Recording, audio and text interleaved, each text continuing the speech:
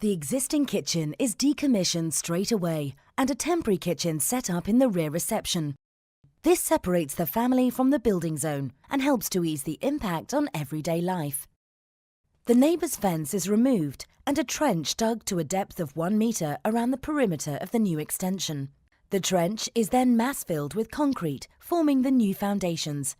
The external walls are made up of 3 layers: 100mm thermal breeze block, 100mm rock wall insulation and yellow brick stocks. Instead of the traditional internal finish of block and plaster, on this particular project, the customer opted to replace that with an internally exposed wall. Our carpenters construct the timber framework, creating openings for 3 large skylights, and insert the necessary insulation to create a warm deck roof. Plywood is laid over the entire roof, covered with felt and finished with all the necessary lead flashings.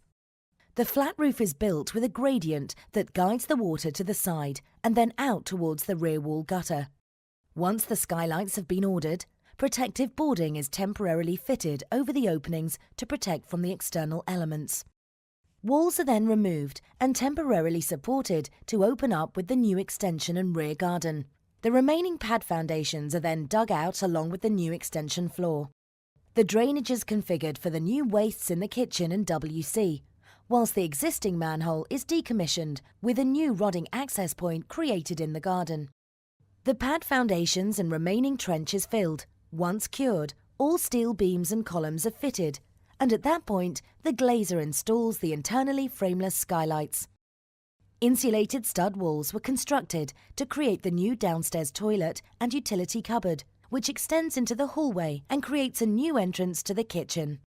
Once the shell is up, all first-fix electrics and plumbing take place. The walls are then finished with plasterboard and skimmed. The second-fix electrics are then completed and screed is laid to the extension floor. Aluminium folding doors are installed to make the building weathertight. The specialist finishing team decorate the walls and ceiling, and then insulated ply is laid to the floor. Electrical underfloor heating is installed and the floor tiled. Finally, the kitchen is fitted to complete the project.